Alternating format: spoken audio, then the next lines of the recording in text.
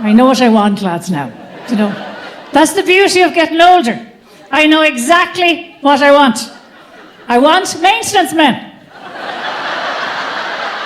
Lads that can do jobs for me.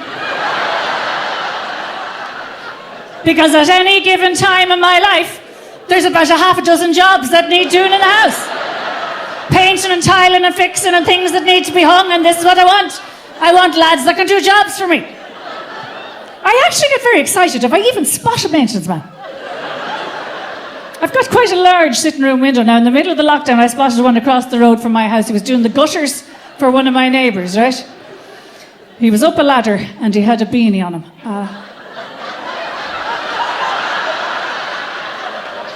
A beanie and a ladder. Well, the horn on me for this.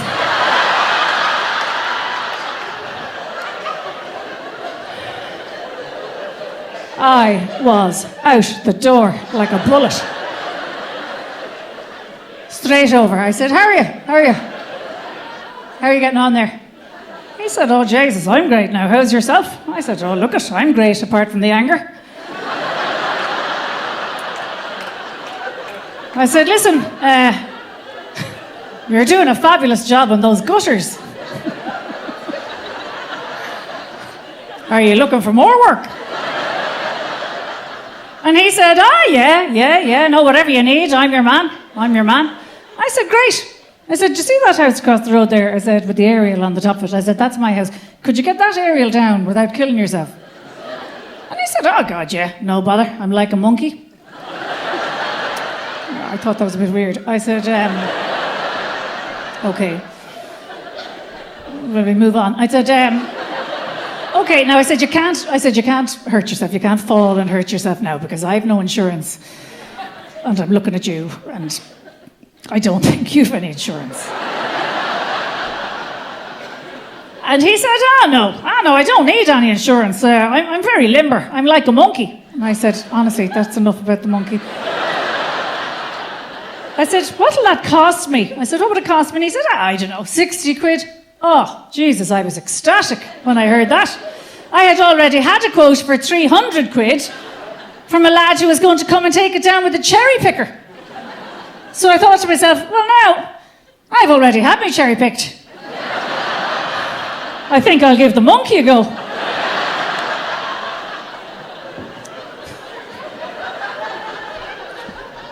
I said to him, then, can you do other things? I said, could you do other jobs for me? Like, could you do a bit of painting?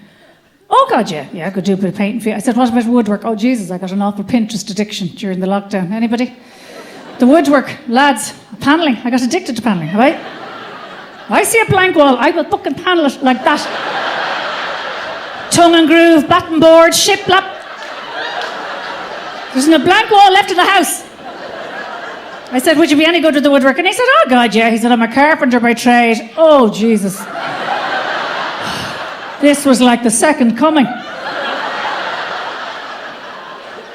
So over he came to the house, okay, and the aerial came down and the panelling went up and it was all going very well until I asked him, could he do a bit of tiling?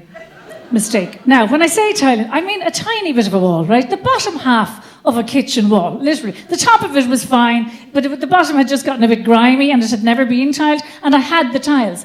Why did I have the tiles? Because builders can't do math. So, if you ever order any materials from a builder, like tiles, they will order 3 times what you need. And they will live in your garage or under your stairs for the rest of your fucking life. So I just thought, I'm going to be really clever now and I'm going to get this tiling done and it'll be grand. And I said, could you do that? Now, he was a bit of a stoner, okay, but lovely. And he said to me, I'll give that a go for you, Dee. And I said, okay, his name was Leon. Now, you touch of the Adam and Paul's, but very nice, very nice.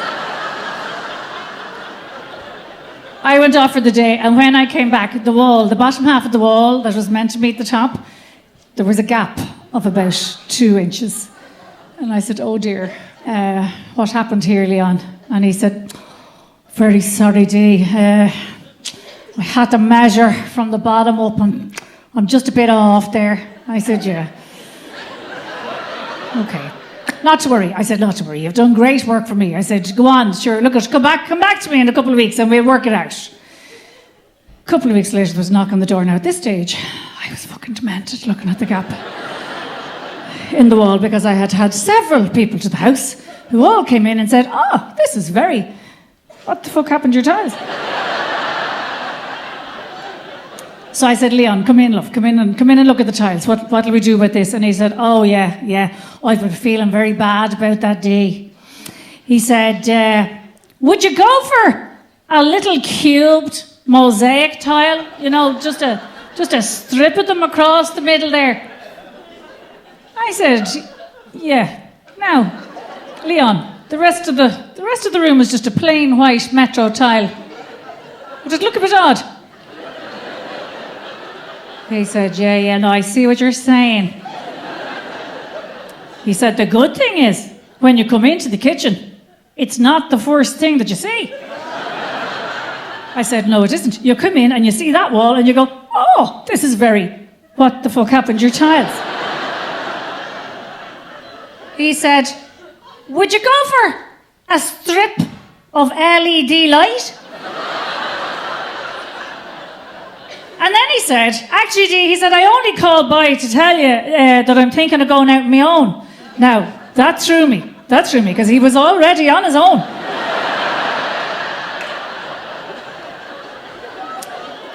He said, I was just getting some business cards printed and I wanted to run the name by you. He said, now, I asked about 10 people and 9 out of the 10 don't like it.